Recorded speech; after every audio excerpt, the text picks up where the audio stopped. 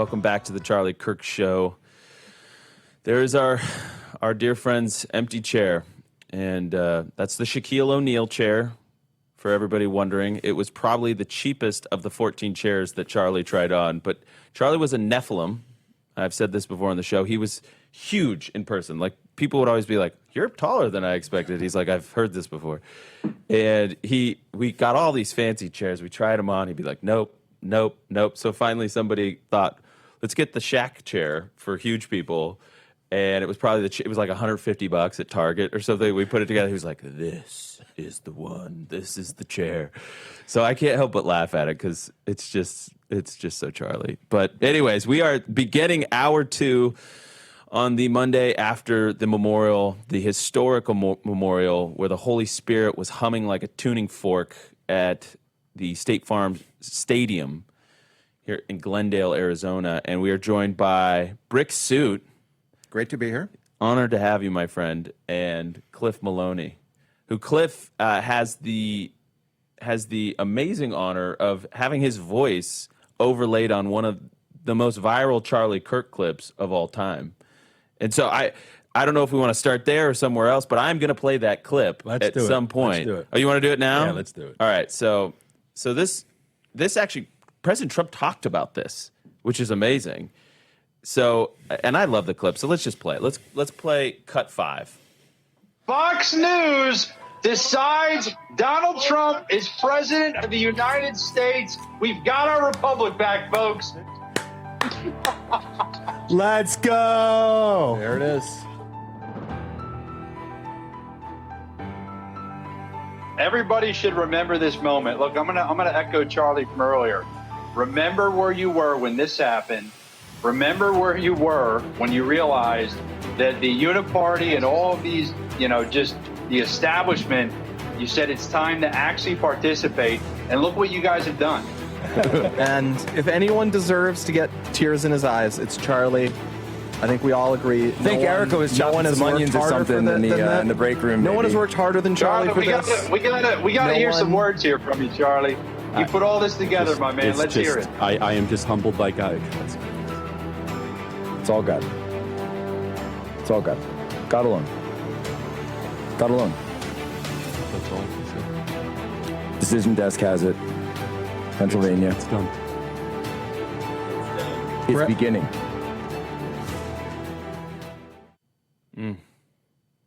Man, that takes me back. Wildest experience of my life. Many of you guys know I am not the influencer type online. I'm more the organizer. Charlie was, one of the few people in the world that could do both, right? To figure out, how do I get the message out, and then how do I organize?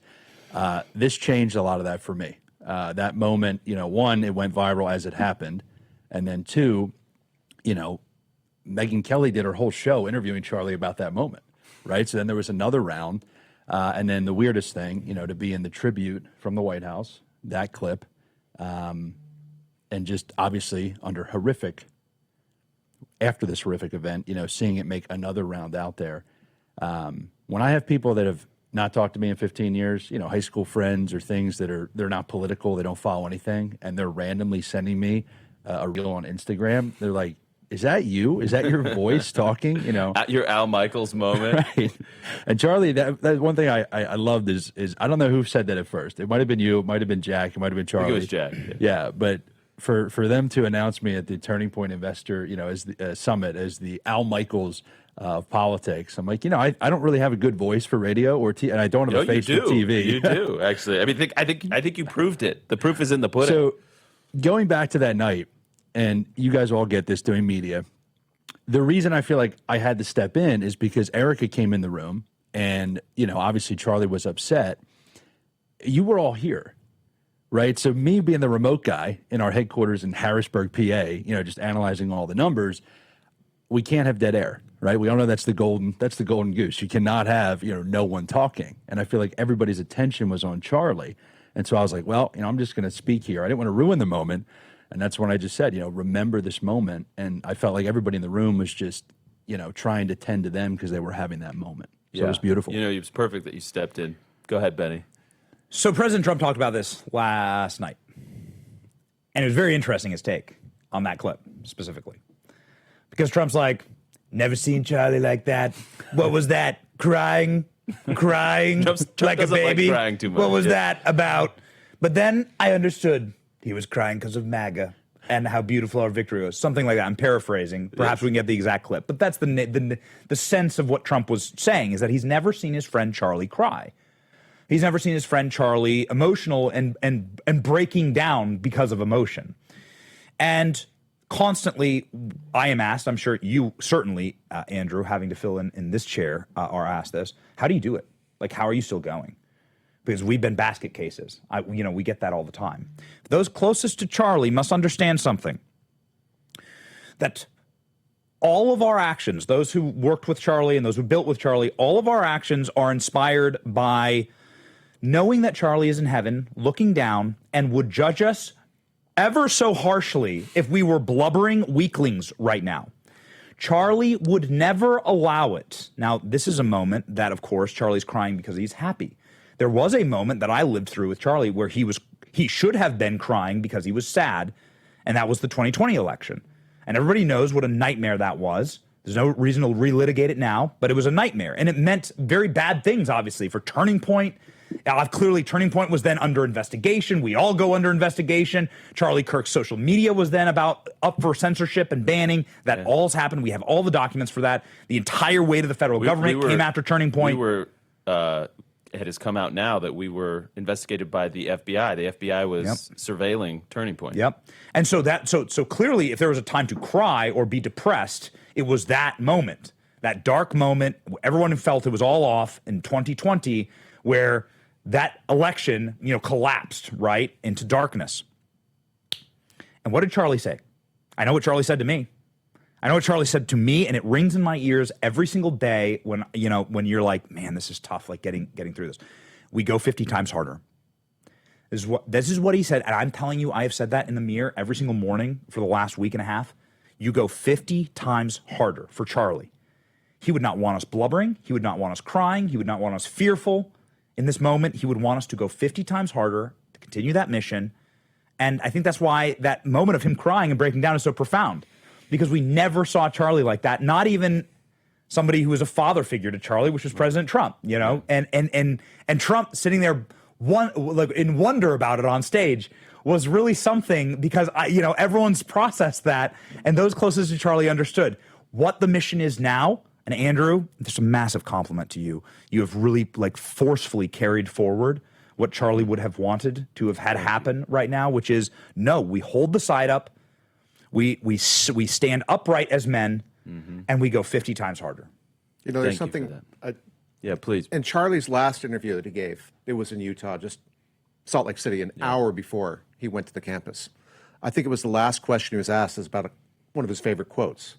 And what I remember him saying was, "This too shall pass." And that kind of applies to the moment we're in now, but also to that moment where you were narrating over the victory, because Charlie was saying that not only in that times of sorrow are going to pass, but to also keep you humble at the times of your greatest success, and you need to go forward from that. And because that symposium there was really about entrepreneurship, primarily in the restaurant industry, there may not have been a lot of people who are familiar with Charlie or politically involved who have seen it, but it is absolutely worth a watch if you want to see something about how Charlie viewed his role in this organization. You just inspired something. Whether it was good times or bad times, Charlie would tell me, stay humble, stay close to Jesus. We got to stay. If we'd had this huge success, I probably have dozens of this exact text in our chat. Stay humble, stay close to Jesus. Stay humble, stay close to Jesus. We thought we were, after Trump won, it was all this, he's like, we just need to stay humble and you stay close to Jesus. And that is Charlie, in good or bad. And I will never, ever forget it. Amen. We'll keep the stream going. We'll be right back.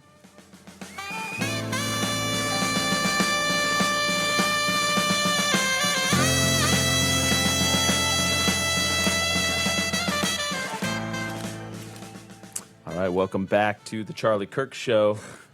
I'm just in bewilderment. They have CNN, they have every major news network up. CNN is one of them. on an entire wall of screens here in the studio. And it says, Erica Kirk forgives assassin, says her husband wanted to save young men, just like the one who took his life. That is the chyron on CNN. We are living through a moment. Well, this is what Erica and I have joked, because we both, I think it started with Erica and Charlie. They would say this to each other, and then somehow it filtered out, and Charlie and I would start saying it to each other and just be like, this is not normal. When Charlie got on South Park, I was just like, this is not normal, man. Like, what's happening? You're just like a campus activist dude, that is now larger than life. I don't know how that happened. This is not normal. And, Erica and I have had more than one chuckle, like, through the tears, where we just look, like... That's what I texted it to Charlie. I go, this is amazing. And he's like, is it a good thing? They nailed it. They nailed his hair, too. I know. His hair was perfect. Yeah. His hair was perfect on South Park. Cultural. I mean, this is cultural power. There's a cultural power that you've always fought for, that there's always been at the core, back before Turning Point even owned a building on this campus, when they were renting, like Charlie, when it was like 7 people here. Well, like Charlie was talking about how important culture is. That's because he loved Andrew Breitbart. Andrew Breitbart would constantly tell Charlie, in particular, but all of us, that politics is downstream of culture. Well, so what's crazy about this, and I've said this before, Andrew Breitbart died in 2012. Charlie had never met Andrew, but he had followed him, and he was so inspired when he died that he started Turning Point USA. Is that really the nexus point? That's the nexus point. Wow. He told Larry O'Connor this, because there was a CPAC panel with Matt Boyle and Larry O'Connor and I think Alex Marlowe, all of which worked for Andrew Breitbart. And so Larry was kind of like, why are you here, Charlie? And Charlie's like, I can't wait to tell you about it. Like, call me and I'll tell you. And Charlie said to Larry, I followed him so closely, and when he died, I was devastated, and I knew that I had to start something. And so that is those little seeds that get planted in these moments. And so you can draw a direct line between Andrew Breitbart's death, the beginning of Turning Point, and now with Charlie's death. You have to ask yourself how many are going to be inspired to rise up and to push back against the darkness and against the lies and save this country and spread the gospel. I think the harvest from Charlie's death is going to be magnitudes larger than what we saw with Andrew Breitbart. Oh. And I just don't see how there's there's just not an option where that's not true. But for what it's worth, Charlie loved Andrew Breitbart. He always talked about culture. And you, Benny Johnson, you played a central role in this Kimmel thing. And we can wait for radio, sure. but I was so proud of you. And I know there was some consternation about, Brendan Carr and should the government be directly involved. I think there's, I had a tweet on it. You, I think, retweeted it, Benny. Thank you so much. But the point is that this is cultural power, because we're finally saying, this is not anti-free speech, by the way. Jimmy Kimmel is not a victim. He's a liar. And he tried to pin this assassination on MAGA, which is a vile thing to do. And by the way, when you are on a network, you get extraordinary benefits, taxpayer-funded benefits and privileges to uphold the public good. Lying to the public about who committed this atrocity is not in the public good. And so ultimately, this is the consumers and the affiliates and the network using their free speech to say no. And you played a central role in building that energy. And so hat tip to you, Benny Johnson. Well, this is exactly what Charlie would have wanted. I mean, I tell people this, and the easiest way to explain it is Charlie took Cartman and made him his Twitter profile photo. Charlie loved being able to reach into culture and affect it because he understood that core Breitbart tenet. Now with Jimmy Kimmel, it's the exact same thing. What we are doing is holding accountable, flexing cultural power in a place where we had none. I mean, it's inconceivable for us to think that Cartman would become Charlie Kirk, for those of us who've known him for a while. Not on my bingo card. That is incredible. That's power. It's power. It's something we should embrace. Only God. And that's what Charlie did. Many people are like, oh, Charlie owned now. They got him. No, Charlie loved it. and embraced it. And conservatives. I called on Paramount to put the episode back up, and a bunch of people wrote it up. Conservatives should love this fight with Kimmel. We can talk about it next. Yeah. But, like, they should love this fight with Kimmel. You should embrace it. You should enjoy the melee. Yeah, instead of being I totally agree. Totally and complete weaklings and babies and doing what they always do, which is like treat me nice, pet me like a dog, I'll be your little doggy. Rule me harder. Yeah, Daddy. that's right. All right, we're going to be right back with radio. Don't go anywhere.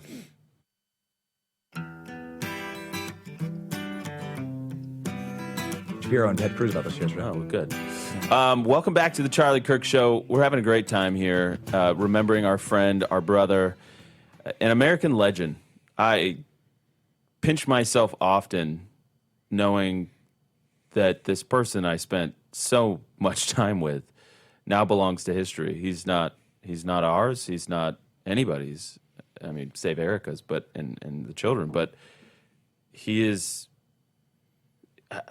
He will live in it for eternity in the hearts and minds and the memories of humanity on Earth. And I'm not talking about his spirit. I'm talking about his message, his memory. It will not be snuffed out. I mean, I saw this, the White House posted, I think. It was Lincoln and MLK and, JFK and Charlie. And I remember just thinking, how on earth is this real? How on earth? Yeah, let me echo real quick what the vice president said. You guys talked about it in the previous hour, but him going off the cuff and saying he's talked more about Jesus in the last 2 weeks than he has in his entire time in public life. That's me, right? I never talk about my faith. This is something, I mean, Charlie would text me certain things, some of the Bible verses, different things from time to time. I am a Christian, and appreciated what you said, a degenerate loser. I loved you leading with that line because, I've had my moments. I've had cancel culture come after me. I've had different things happen. Charlie always stood by me. Loyalty, very rare in politics. Oh, yeah. But I agree with what J.D. Vance said. I mean, I've talked more about my faith. I've thought about my relationship with Christ more in the past 12 days than I probably have in the last decade. God bless you. And I'm not Just coming out say yes, here. baby. Just say yes. Just say yes. And to be in that room yesterday, I think for all of us, especially me as somebody who, traveling all the time, struggle to get to church, as an excuse, I'll put it out there, but to be in that room for the worship and the fellowship, it was such highs and lows of emotion. Seeing Charlie with all the, the different banners that they had up, the different videos, but then to join so many people in worshiping from all over the country. I mean, that was probably the wildest part to me, is you had people coming in. I mean, and here's this is something that's weird for us to say. There were so many people we didn't know, right? That is what hit me. Because when you go to any of our events, even if there's 20,000 people at America Fest, right? So many people. We've worked, we've interacted with so many activists. I didn't know so many of the people that were there yesterday. You would run into these random folks, and they didn't have a hotel room. They would drove 6 totally hours agree. and just stay overnight and no plans. It was amazing. Everybody felt like a family, though. And Brick, you are a keen observer of kind of that confluence between the online and the IRL, right? You are. I see you. You are monitoring everything online, but yet you are a person that puts yourself in these real moments, and you're always at these events. Tell us about that. What did you see? Did real life match online? What were people saying? What were people thinking from your perspective? Well, I can say that this event, sometimes I call myself a meme in real life. When I've got the brick suit on and I'm wearing that, That's good. That's good. I'm a meme in real life. And that was really kind of the origin of how I started that. That's what I was trying to do. But I went there the night before just to check it out. Nick in the first hour talked about how many people were there. And they wanted to be there for Charlie. And this event was unlike any other event that I've been to. Unlike Trump rallies, unlike the Madison Square Garden rally, unlike Coachella, unlike even Tulsa, where I camped out on the sidewalk with a bunch of other people for 4 days before. It was completely unlike that. One thing that was not there was any protesters. Yeah. And inside even. I couldn't believe that. And even inside, not one person had to stand up, not a heckle. It wasn't outside. People wanted to get in, and they were, and as I was inside, it wasn't just the building that was filling up.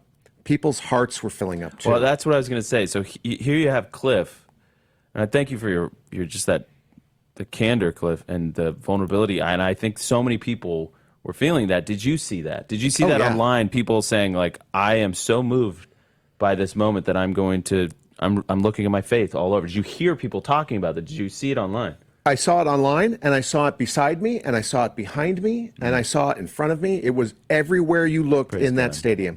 Praise God. Everywhere. It's amazing. You know, there is not, I mean, I've heard people say this a lot, but we didn't riot. We didn't burn down. We worshiped. We held prayer vigils. And there is no greater testament to the character of Charlie Kirk than that one fact. And I'm so proud of it. You know, I want our country to be united. I think we need to confront the truth first, and we need to be honest about something, Benny. We are not the same. These two sides are not the same, and there's a huge gulf between them. And I want to get into it, but we're going to take a quick radio break. We'll continue on the stream. Everybody, we have Benny Johnson, the great Benny Johnson, the great Brick Suit, and the great Cliff Maloney joining us here on the Charlie Kirk Show, remembering our friend. We'll be right back.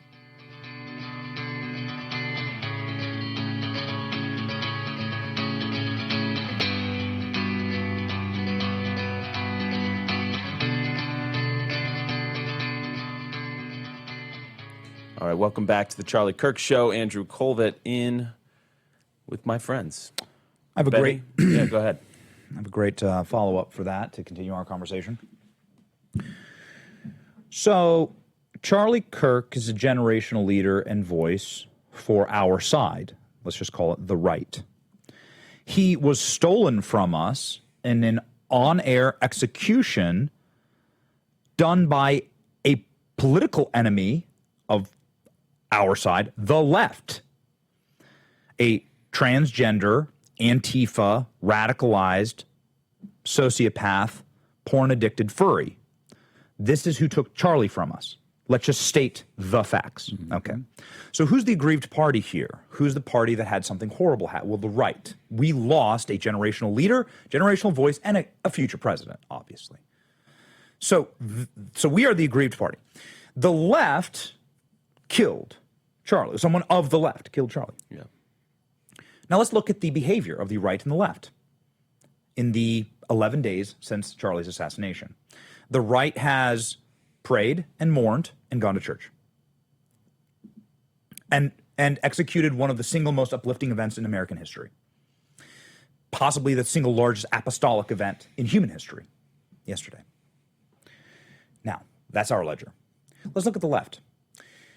In the seconds after Charlie Kirk's assassination, a Democrat voter, his name's George Zinn, shouted that he was the shooter in order to let the actual shooter escape. Now, he's been charged with a felony for this.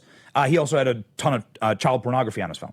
So sick, degenerate. He's also charged with that. Okay, so whatever the hell that was, that's like the first act of the left, all right, was to try and assist in Charlie's assassin, okay, and getting away. Then in the next 12 hours, a Fox News truck has a bomb placed on it by two Democrat voters and donors, and the bomb is lit. Thank God it didn't blow up. But that's a story that got buried because there was so much news happening at the time. I didn't even hear that. Yes, this happened in Utah. Wow. So Fox News affiliate. Since then, we've had 4 or 5 different charges of assault for people destroying, desecrating, or attacking people at Charlie Kirk memorials. Right out here in the one right HQ. outside. That's right. You've had thousands of leftists, maybe tens of thousands, get fired from their jobs for celebrating Charlie Kirk's assassination. Jimmy Kimmel is one of them. Other MSNBC contributors are among those numbers. You've had Brett Kavanaugh's would-be assassin come out as trans. RFK Jr. bomb threat at RFK Jr.'s house in Washington, D.C. And you've had just grotesque commentary from the left, effectively either lying about Charlie Kirk's assassination or refusing to vote against it in Congress, with 58 members of the Democrat Party refusing to disavow political violence. So that has been their response to an assassination from their side. And so I am calling from space the largest BS on this despicable narrative that it is a both sides problem. Polling doesn't show that. No data shows that. And the reaction to this event shows definitively and demonstrably for all time that it is not a both sides problem, and it hasn't been for a very long time, if ever. We are the side of morality, strength, and compunction and composure in a moment like this, and civility, and they are the side of anarchy. And so let this be an opportunity to display the differences and to own them fully. I've seen some people... Godliness versus godlessness. I totally agree. Civilization versus chaos and anarchy. And I would also say this. I've seen some people, because I've seen, people say, the left killed Charlie or whatever, and they'll go, the left? Question mark? Excuse me, it was some deranged kid out of Utah. No, I think you're making a point. Now, I am very clear that speech... for example, Bernie Sanders supporter shoots Steve Scalise. I did not blame Bernie for that.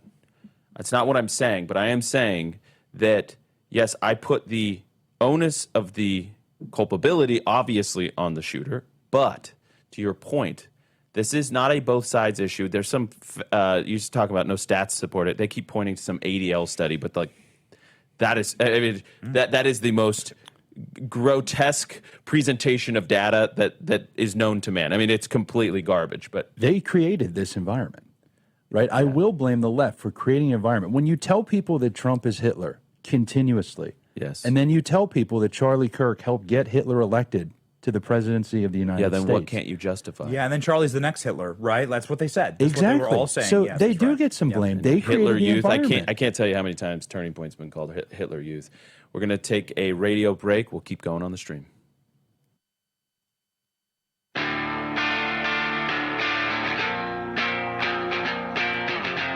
This movement will not be silenced. You're listening to The Charlie Kirk Show. All right, welcome back to The Charlie Kirk Show. We're having I think, an important conversation. I just want to append it with just one thought, though, that is fast. It strikes me that Charlie Kirk's legacy and the harvest spiritually and both in our country that we are seeing from this around the world has been so extraordinarily huge. It strikes me how little I've thought of the shooter. Yes. How small a character he is in this saga. Yeah, Larry Arnn's commentary yesterday was really something on that. I didn't hear it. I was working. What did he say? Yeah, so Larry Arnn said he's the president of Hillsdale College, for those who don't know. This audience should know, but for those who are uninitiated to this. He said that what threatens evil are good and moral people that have being. And Charlie had being. And an assassin has no being. They must take the being of someone else, the energy of someone else, and that the assassin, those with being, when they are assassinated, grow stronger, and the assassin dies. And obviously, my team, I know that we can get the actual exact quote here. I think it's worth actually saying it, or perhaps there's the clip of Larry Arnn saying it. His comments were only like 2 minutes long. Yeah, Danny, but it was a profound point. It was a beautiful point. Hey, Alex, Danny. It was a beautiful point, and said, spoken in a very subtle and soft and somber way. Larry Arnn is very philosophical, individual, but it was a wonderful way to say that, to your point. Yeah. He has no being. This does not negate this whole conversation that we were having before about how important it is that we get to the root of this problem. Right. And when we must reject the premise that this is both sides. Correct. Right? Yes. Both sides do have some fringy characters. I'm not going to say that's not true. I think we'll all admit it. But in just proportion to each side's size, it is far larger on the left. I think everybody knows that intuitively. I think what we're seeing based on the reaction, all you have to do is look at the difference between what happened after George Floyd and what happened after Charlie Kirk. Yes, that's right. That's all you have to, there is you cannot show me a statistic that will convince me. I don't care how doctored up it is. I don't care if the ADL puts it out 20 times. This is the proof. Your eyes have seen the truth, that we are not reacting that way because we know Jesus. We know that we will be held accountable upon our death for the evil things that we do unless we confess and we repent. And secondly, we are on the side of civilization, building, creating. And, you know, the anarchists, they're nihilists. They don't care about those things. We're trying to build a country for our children to inherit that will be safe and beautiful and good. And so if we would have taken this energy and turned it into an anarchy moment, into a revenge moment, that would have spelled doom for our nation. And our nation, our side loves this nation. And that, full circle, is why what Erica Kirk did on that stage last night was so profoundly important, and why I tweeted in the moment that is one of the most profound and important moments in American history, because it means America has a chance. It means that the gospel will continue to go forth. It means that we have given license to the Holy Spirit to fill more hearts and minds. We have chosen and said yes to Jesus. And you could hear a pin drop when she said those words and announced that she was going to forgive this radical, unhinged man. The 10 seconds before it, in my head, I didn't know the speech. You know, I didn't know of the speech beforehand or what was going to happen. But in my head, I was thinking, "There's no way." Like when you started to see her kind of drift in that direction in the speech, that she was going to forgive this person, but it was like the whole room kind of came to a realization as she was building up to it, and we all, I mean, at least the people around me, we were, "There's no way she's going to say this. This is 11 days ago. This is just had her world taken from her in Charlie." And when she said the words, you guys remember the applause? Like the applause, it wasn't just, it was like almost in shock. People were applauding. Yeah. There was so much applause that made it on the graphic. The translation up there, she's got her words. Oh, yes, exactly. And it says applause. I actually have that image. It was amazing. The team has it. I sent it in the chat, actually, because I noticed the same thing. It is, I think it's pick 7 or 65. It's 65. Show the actual image. And underneath it says applause. Right. That man, that young man, I forgive him. And what she said before that, by the way, Benny, and I know because you've been in the foxhole with us along so many of these years, that is exactly the type of young man that we have pulled out of this nihilism over the years. And these men would come into, instead of getting buried in some internet rabbit hole where they just want to burn it all down and, never contribute to anything positive, they would come in to Turning Point and realize they had a place in the movement, that the movement gets stronger when you join it. And they would find friends, and they would find meaning and purpose, be a part of something bigger than yourself. And when she led in with that, I was so struck, because I was like, yes, these are these young men that have been so villainized. She spoke directly to them, and she said, you do not have to be, you do not have to cower at the prospect of life. You do not have to cower that our elites have robbed this generation of so much wealth and opportunity, and for the incumbent older generation.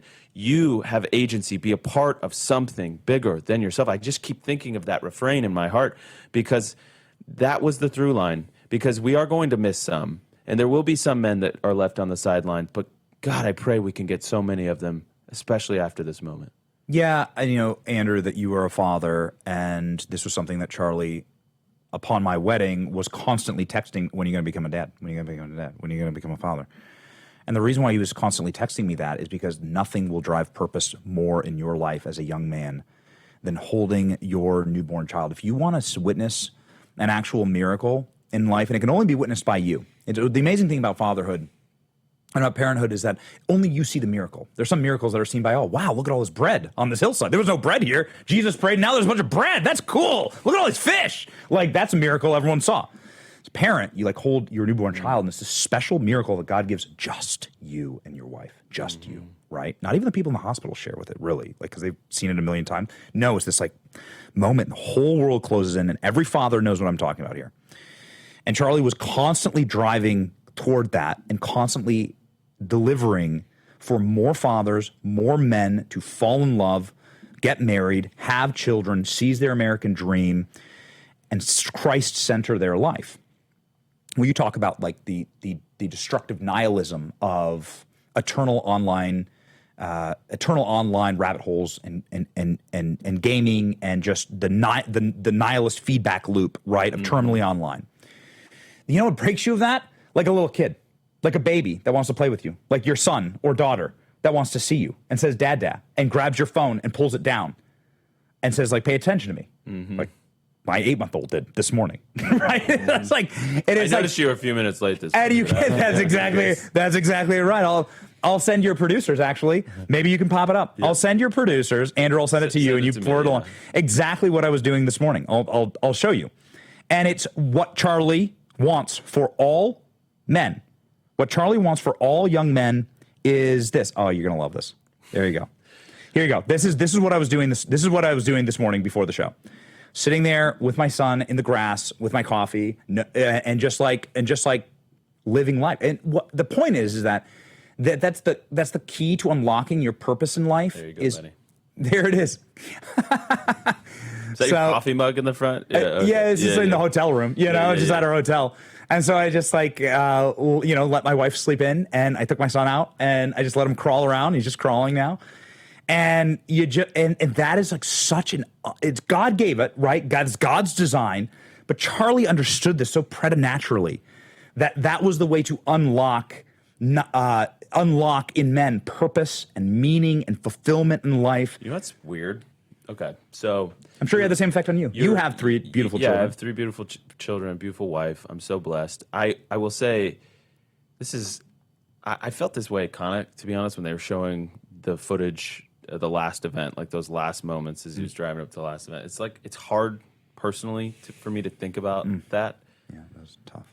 But Blake and I were exchanging texts with Charlie about, I'm going to say like 25, 30 minutes before it happened.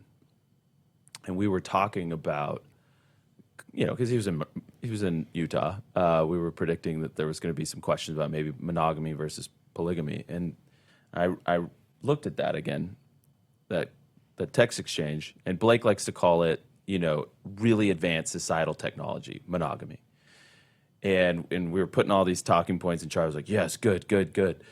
And it's interesting because what you're talking about is there is this thing where you love one woman, and she loves you, and you're faithful to each other, and you build this family and this legacy, and how that unleashes this energy that is so positive in a man. Because now you have to, it's like, men are like trucks. They're squirrely until you put a load in the back, right? And then they drive straight as an arrow. And it's like, when you give them a family and kids, we become like trucks with a load in the back, and we have to drive straight as an arrow because we got precious cargo. Yes. And we're going to take care of our kids. We're going to take care of our families. We're going to work hard at our jobs. We're going to try and earn more money. We're going to try and have more of an impact. We're going to try and make sure that the world our kids inherit is beautiful and good and safe. And that is a powerful, powerful force to unleash. You're the perfect person to answer this question because I know you're going to ring it like a bell. We knew Charlie way back when, right? There was a time when Charlie was just like a meme, right? And it was like, he was building and everyone was just making fun of him and everyone was dogging on Charlie, right? Yeah, there was everyone, like those of us who have been around long enough knew Charlie in the early build before Erica. And my wife and I talked about this, and I want you to answer this because you were so close to him. There was a flip that switched in that man. Let Charlie's life be an example. When he met Erica, and I knew Charlie before Erica, right? A lot of people, some people did around here. And there was when Charlie was a single man, okay, not that he was some kind of degenerate or anything, but like when Charlie was a single man, he was a different person, wholly and completely, than when he was a husband and had children to come home to. There was a nuclear fusion metamorphosis. Switch. Yes, that happened. And we all saw this hockey stick that happened to his career, his life. And there's this lie that it's like having kids and getting married it'll sap your energy, bro, and you'll have no more alpha energy, and you just gotta let it rip. Nah, dude, look at Charlie as an example. But every father actually knows, I know you know this, Kolvet, I certainly have experienced this. When you have wives and children, actually accelerates your life. 100%. Yeah. I will answer your question, but I think you did a pretty good job. We'll be right back.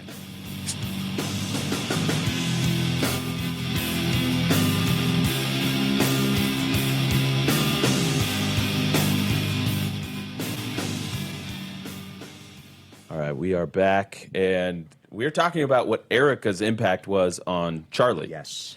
And yes.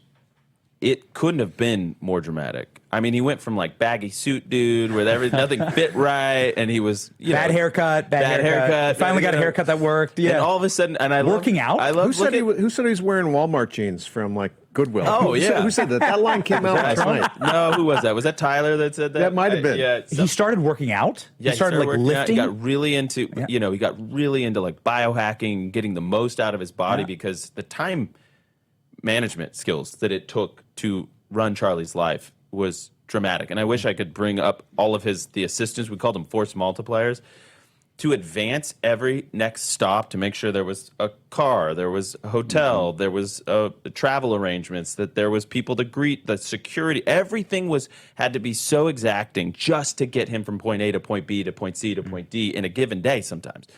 It was amazing. And, people would ask for interviews with Charlie, and I'd be like, I don't know how we fit anything else into this time, and I'm sorry, I'm not trying to be rude. Anyways, that whole metamorphosis where he became... where he grew shoulders broad enough to handle the burden of his time and his energy on him. He realized it was a great burden, and it all went back to Erica because Erica was the vault, the safe place, the refuge, and he knew, and he just loved going home to her. She talked about that in her speech. She was never the nagging wife. She never gave him a hard time about being gone or on the road, and he couldn't wait to get home. And I always told it, Erica, while Charlie was alive, and I told her again since his passing, you were the real MVP. And I know this because, and you saw it with the athleisure wear when he would go out, to the campus. All of a sudden, and I remember there was this episode on PBD, I think it was Adam on PBD, one of the hosts, and he was like, Charlie Kirk's got that Riz. He's got that Riz. And we had this exchange where Charlie was like, what is Riz?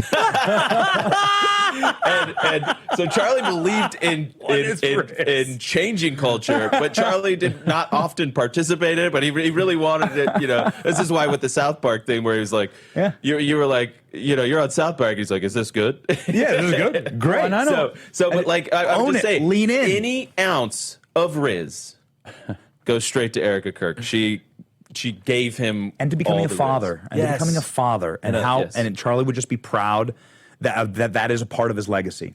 Well, and encouraging fatherhood. I love that she said in her speech, that she wanted him to want to come home, and that she supported the fact. I mean, the guy. I don't think people understand. I know we talk about his schedule, and you're managing a lot of it, obviously, with the show, but it's like, think about what you have to do to run an organization like Turning Point.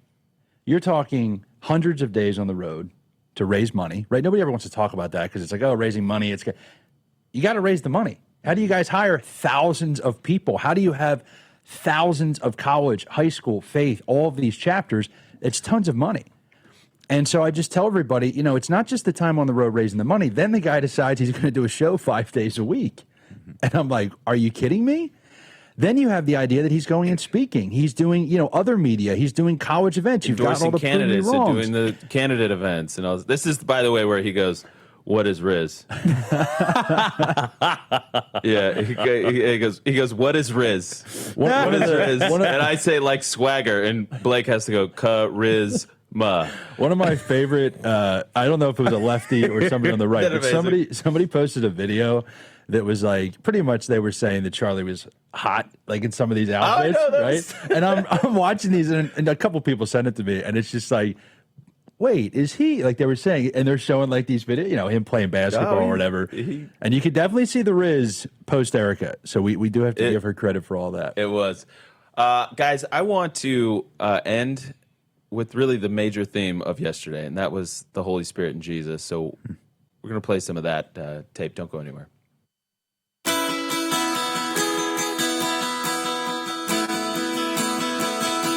All right, welcome back to the Charlie Kirk Show. I'm going to go around the table rapid fire. If you had to sum up just the proclamation of the gospel, the presentation of it from Tucker to Don Jr. to VP Vance to Erica, just give me, sum it up. Sum it up for you. Brick, go first. Man, all the speeches were so powerful, and I was trying, from my vantage point, to film them from the crowd as best I could. And then when Jack was up there, and he's holding up the rosary. And Are you Catholic? I had to put down the camera. Yeah. Because I had to start. I couldn't just film anymore. I love that. I wanted to be part of that. I wanted to stand up. I wanted to applaud, and that for me personally, I think that was the one that stands out the most to me. There were a lot, and Erica's forgiveness actually is, of course, the top moment. But other than that, Jack. Yeah. Good. I mean, okay, because can we just say, everyone say, like I've already said, Erica is one of the top 3 most powerful speeches ever given. So if you're asking me something beyond that, then I've got to say Don Jr. Yeah. Don Jr. did something that no one else did. He used humor. I really like humor. And I'm a big time meme guy. Relax, Don. You got to take it easy and relax. And he joked about Hillary Clinton. Well, he joked about Kamala Harris. There's that pan to Trump up in the, the press box. And Dana White's up there. Dana White's up there going like this. Going like that. It was so good. It was amazing. And Don used humor, I think, in a moment that only Don could pull off. Yeah. And I'm a big fan of using humor and memes, and I wasn't sure. I didn't find it, I thought yesterday was a day to just memorialize my friend in my own way and use it for Christ and not for laughs. And so that, you only get 3 minutes, so you just got to do that. Don did it. Don went there and joked about Kamala and Hillary. They'll never know what it's like to be president. What was the setup of the joke? It was hysterical. So, it's just like Kamala and Hillary will never know what it's like to be president. It's like, it was amazing. The room needed a laugh, actually. Right. Needed sort of like an uproarious laugh. Yes. And so like, I'm so glad that Don went there. And then also Don Jr. of all people to share his faith in Christ. Talk about something you have never heard before and may never hear again. I will tell you, backstage, it was like, Don, did you just talk about Jesus? He's like, I know, man. What? I had jokes. I had jokes written yesterday that I wanted to use that I thought were inappropriate. Like, for instance, Jimmy Kimmel's show deserved to be canceled because it gets less viewers than Chris Christie's OnlyFans. That's a joke that I wanted to use yesterday, but I didn't because it would have been totally and wholly inappropriate. I wanted to say that the whole of the federal government is represented here. And what I mean by that is Marco Rubio's here today. And that Marco Rubio actually has a brand new position to fill, and that's Jimmy Kimmel's show. Well, that's really funny. But we didn't do that, right? We decided not to do that. Don was the perfect palate cleanser. Yeah. I want to play a little bit of the worship, because actually one of the things about, I don't get into worship all the time. Ever since this happened, every time a worship song comes on, I'm just caught up in it. Yeah. Let's play Cut 50.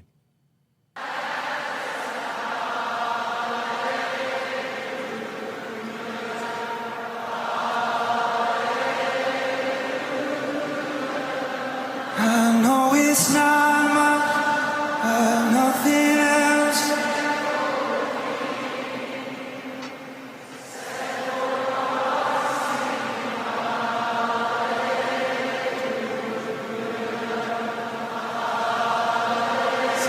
One more time. So I'll throw up my head, praise you again and again. All that I have is Can I share two things? Yeah. There were two very vivid moments for me. One was walking in, and the worship was starting. I got there at that time, and I have been pretty good about holding things back, over the last 2 weeks. Everybody grieves differently. I'm Irish, so we like to bury things and not deal with them. That was the first moment where I really started to hit me, make it real. And then obviously, I just lost it when Erica came out. I mean, when she came out, it was, I don't want to say it was closure, but it was full circle that not only is this real, but all of the fear and everything that I worried about with Charlie being gone, with all of you, with Turning Point, with the movement, she just reassured me that we're going to be okay. And to have her be that strong, both standing here and at the event, it just filled me with emotion, but it also just reassured me we're headed in the right direction. To extend an analogy I started last week, if Charlie's death was like the death of Jesus and we were the disciples and we were scattered and we were afraid, Erica's speech on that Friday was like Pentecost, and it filled us all with courage. And the memorial yesterday was almost like the start of the book of Acts, and now it's all the disciples' job to take it and run with it. Benny Johnson, Brick Suit, Cliff Maloney, thank you guys. What a blessing today has been. We'll talk to you soon.